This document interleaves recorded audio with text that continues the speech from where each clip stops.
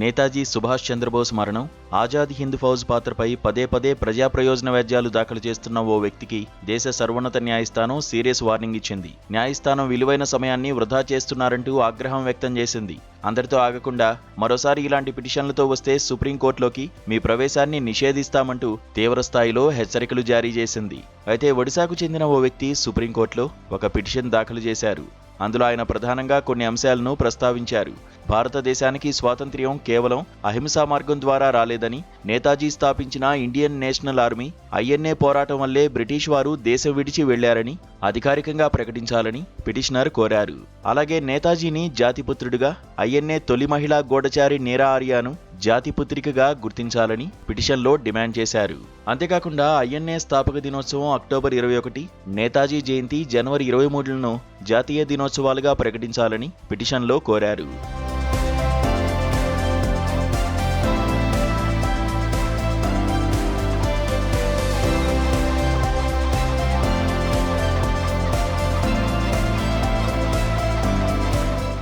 అలాగే 1947లో బ్రిటిష్ వారు భారత్ను ఎందుకు వదిలి వెళ్లారు, అప్పటి నౌకాదళ తిరుగుబాటు, హిట్లర్ నేతృత్వంలోని జర్మనీ, జపాన్ దేశాల పాత్రపై ఉన్న అసలు నివేదికలను బహిర్గతం చేయాలని పిటిషనర్ కోరారు.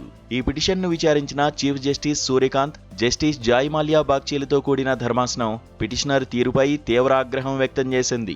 గతంలోనే ఇదే అంశంపై ఆయన దాఖలు చేసిన పిటిషన్ను కోర్టు కొట్టివేసిందని గుర్తు చేసింది.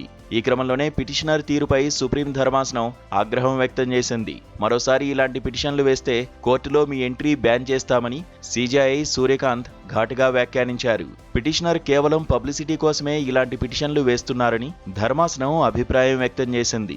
ఇకపై సదరు పిటిషనర్ పేరుతో దాఖలయ్యే ఎలాంటి ప్రజాహిత పిటిషన్లను స్వీకరించవద్దని కోర్టు రిజిస్ట్రీని ఆదేశించింది.